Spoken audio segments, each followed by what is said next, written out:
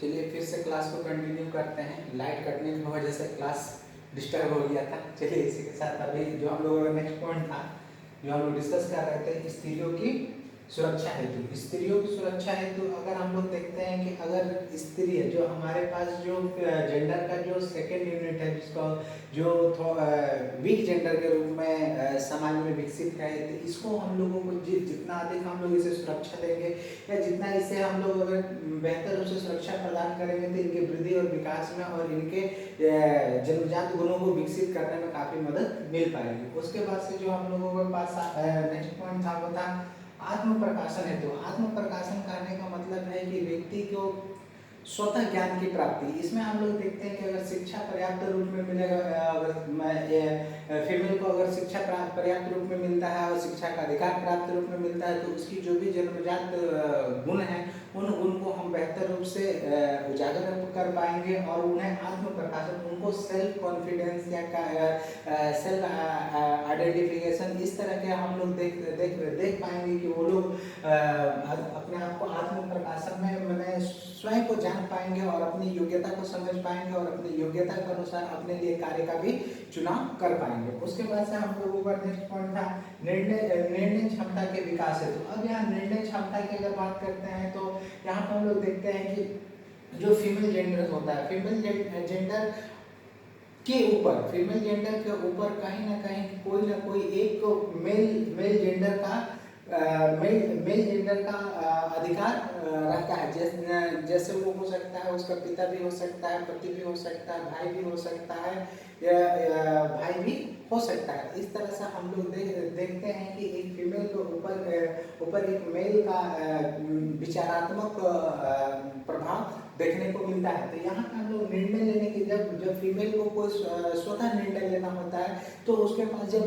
शिक्षा रूपी ज्ञान होगा, उसके आत्म प्रकाशन होगा, तो वो अपना निर्णय स्वयं ले पाएगी, अपने बारे में बेहतर से बेहतर मूल्यांकन कर पाएगी और अपने भले और बुरे में अंतर करके वो अपने नैतिक विकास को विकसित करके वो सही निर्णय, सही जजमेंट की तरफ वो अग्रसर हो पाएगी। उसके बाद से हम लोगों के पास है जो सर्वांगीण विकास। सर्वांगीण विकास में हम लोग देखते हैं कि सर्वांगीण विकास एक व्यक्ति का हर एक फील्ड से अगर विकसित होता है, तो उसको हम लोग सर्वांगीण विकास में, तो अगर हम लोग फीमेल जेंडर को अगर मजबूत करना चाहते हैं, तो हम लोग मेल और फीमेल दोनों को इक्वल करने के लिए हमको जितना अधिकार हम लोग मेल के लिए रखते हैं, उतना ही अधिकार हमें फीमेल को भी देना होगा, जिससे उनका सर्वांगीण विकास हो सके और वह समाज में अपना बेहतर योगदान दे सके।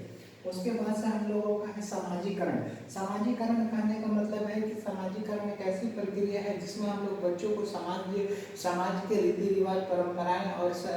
सांस्कृतिक व्यवस्थाओं के बारे में हम लोग एक बच्चे को बताते हैं, और यह प्रक्रिया जन्म से ही प्रारंभ हो जाती है। और ये भी कहा जाता है कि एक बच्चे का सबसे प्राथमिक शिक्षक अगर हम लोग देखें, सबसे पहला शिक्षक देखें, तो उसके माता पिता होते हैं। और माता और पिता में भी माता सबसे प्रथम शिक्षक के रूप में जानी जाती है। और सर्वांगीण विकास बच्चे का जन्म से ही प्रारंभ हो जाता है, और बच्चे जन्म से ही माँ के संपर्क में सबसे अधिक होते हैं। तो इस कारण से अगर हम लोग देखें, तो अगर समाजीकरण की प्रक्रिया को अगर हम लोग बेहतर रखेंगे, तो इसमें मेल और फीमेल जेंडर दोनों, मेल और फीमेल में से जो भी जेंडर होता है, जेंडर प्रारंभिक अवस्था में बच्चा ही होता है, बालक और बालिकाएं ही होते हैं। और उनका सर्वांगीण विकास अगर के अंतर्गत अगर हम लोग समाजीकरण के, अगर समाज की परंपराओं को, समाज की रीतियों को, समाज की व्यवस्थाओं के बारे में अगर हम लोग उसे अवगत कराते हैं, तो यहाँ पे फीमेल के पास वास्तविक ज्ञान का होना और मेल के पास वास्तविक ज्ञान का होना स्वाभाविक है, और जिसके तभी जाकर हम किसी बच्चे का बेहतर समाजीकरण कर पाएंगे, और उस समाजीकरण के माध्यम से हम बेहतर सामाजिक परिणाम की भी प्राप्ति कर पाएंगे। ये रहा हम लोगों को ये 10 पॉइंट। ये 10 पॉइंट जो इस तरह का पॉइंट है कि जिसमें अगर हम क्वेश्चन पूछता है कि फीमेल या फिर चुनौतीपूर्ण लिंग, फीमेल का जो ये सेकेंड यूनिट है, इसको हम लोग चुनौतीपूर्ण लिंग भी कहते हैं। चुनौतीपूर्ण लिंग कहने का मतलब है कि मूल सुधारवादी नारीवाद में महिलाओं से संबंधित समस्याओं का जो समाधान ढूंढा जाता है, तो यहाँ चुनौती किसके लिए है? महिलाओं के लिए। महिलाओं को इन सारी चुनौतियों को स्वीकार करना है और इन चुनौतियों में उन्हें सफलता प्राप्त करना है। और इस सफलता को प्राप्त कराने में मेल जेंडर जो है उसे योगदान करेंगे, तभी जाके इस अंतःक्रिया की आवश्यकता और महत्व को हम लोग बेहतर रूप से जान पाएंगे कि जब तक दोनों का अंडरस्टैंडिंग बेहतर नहीं होगा तब तक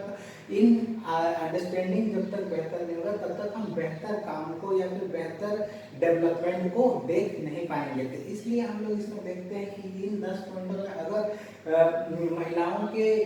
वृद्धि और विकास की बात करेंगे या फिर हम लोग मूल सुधारवादी की बात करेंगे, उसमें अगर मुख्य कारक के रूप में, कारण के रूप में, बाधक तत्वों के रूप में अगर बात की जाएगी तो ये 10 पॉइंट से बाधक तत्वों में भी हो जाएगा। और अगर सुझाव कि हमें किन किन पॉइंटों पे काम करना है, क्या क्या हमें सुधार करने से फीमेल जेंडर को विकास में मदद मिलेगा, तो ये 10 पॉइंट के माध्यम से भी हम लोग उसको डिस्कस कर पाएंगे। अगर अंतःक्रिया अगर पूछता है, इंटरेक्शन पूछता है कि कैसे हम लोग किन किन टॉपिकों पे मेल और फीमेल दोनों जेंडर में बात करके अंतःक्रिया के माध्यम से हम उनको समानता की दिशा में अग्रसर कर पाएंगे, तो इस 10 पॉइंट के माध्यम से हम लोग कर पाएंगे। चलिए आज के लिए इतना ही, और आशा करते हैं कि आप लोगों को ये समझ में आ रहा होगा। चलिए धन्यवाद।